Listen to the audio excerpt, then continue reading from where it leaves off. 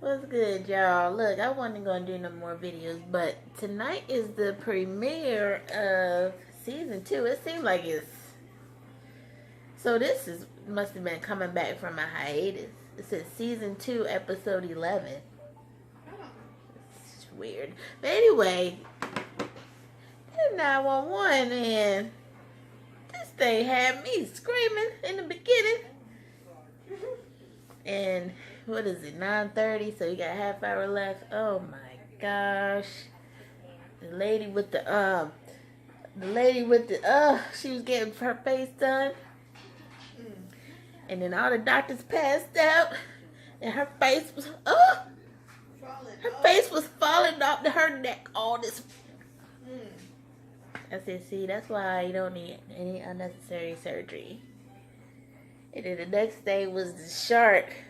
The mother and the daughter, they was driving down the freeway, and the shark was in this tractor trailer. They were trying to get it to, I guess, fresh water, which I kind of missed on where it came from. Do you know where it came from? So the shark so we thought something happened to the mom and the daughter, because the mom put her mom arm across the daughter.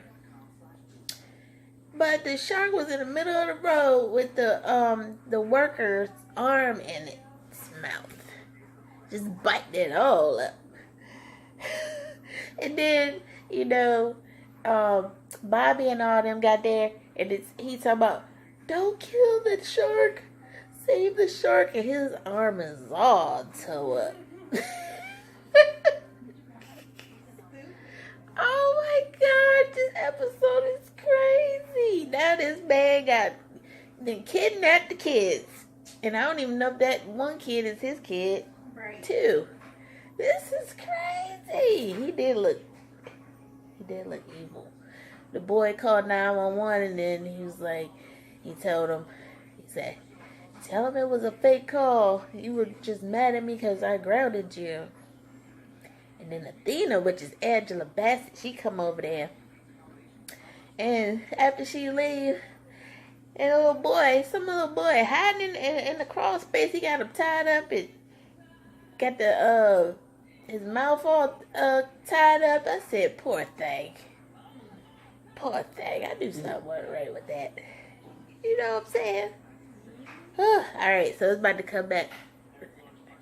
Be back later. Hey y'all, I am back for the last half hour of 911, season 2, episode 11. I'm still confused on how it's season 2. It seemed like it should be way past that by now.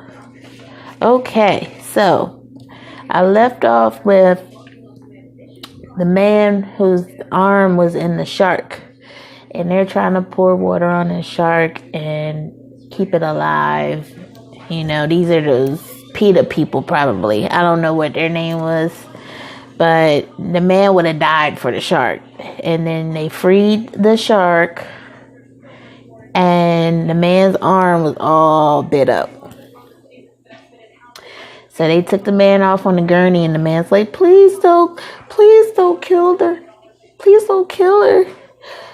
So then they strapped the shark to the fire truck, the front of the fire truck, and took the shark down to some open water.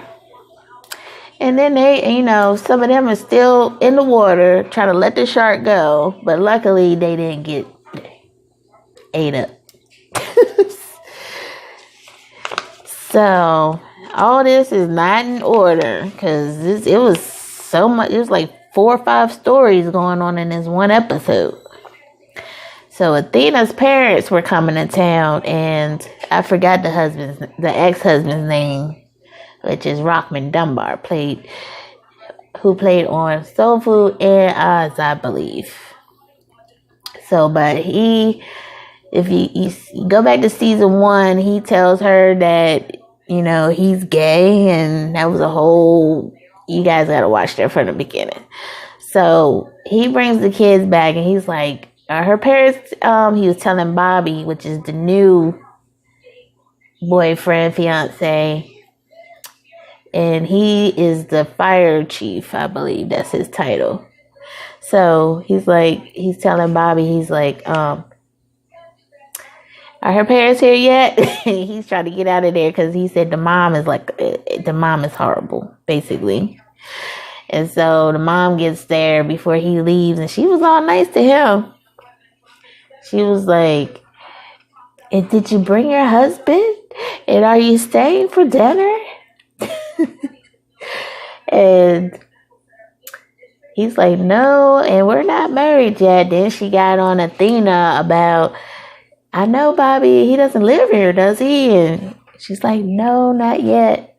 And she was shocked when she saw him because he was white. I mean, it was obvious, but. And so, let's see. Yeah, so her mom, what happened? See, this thing was all over the place. Okay, so the grandkids was in the room with the grandparents, and Athena was in the kitchen with Bobby. They was cooking, and the son's science project was out. And Athena was like, why is this here, I guess, that type of thing. And he's like, I'll put it up later or whatever. And she's like, you're going to have to stop being buddy Bobby and be stepfather Bobby to him. So he went in there with the grandparents and the kids and told the son, I don't know his name, to put up his project. And he's like, in a minute. He's like, no, you should get it right now. And then the grandma was like, who are you to tell? You're not his father, and I'm sorry what happened to your kids. And blah, blah, blah, blah. I was like, oh my gosh. And then the granddad's just sitting there like, here we go. And then Athena comes in there and tells the kids to go ahead and leave. And so they left, and then she's like, Mom, you can't talk to him like that. And she's like, you just make bad choices. And a lot going on in this episode. A lot. So Maddie, she's an 911 operator, and she got a phone call from the little boy. So I don't know if I said that. He's 13, and he was like, somebody come and help. And then, so yeah, I said that the father said he's mad because I grounded him. But it turned out he wasn't even his father. He stole him when he was 6 years old from his front yard. And so he tried to rescue the little boy, which was also stolen, and was going to become his little brother. But they ran to the train station, and he caught up with them because he had a tracking system on the phone. But the older boy had already called the police. So they were there, and Athena, she handled that. She was in the train. She's like, boom, because they're about to get on the train. And then they got tackled. So, and then the boys got reunited with the parents. Well, they weren't related. So the little boy, he got reunited with his parents, and then the older boy, he got reunited with his parents. So little girl caught in the beginning that Maddie's supposedly soon to be ex-husband, and he's still the husband, was with Chimney at the bar. You said, yeah. I missed that part.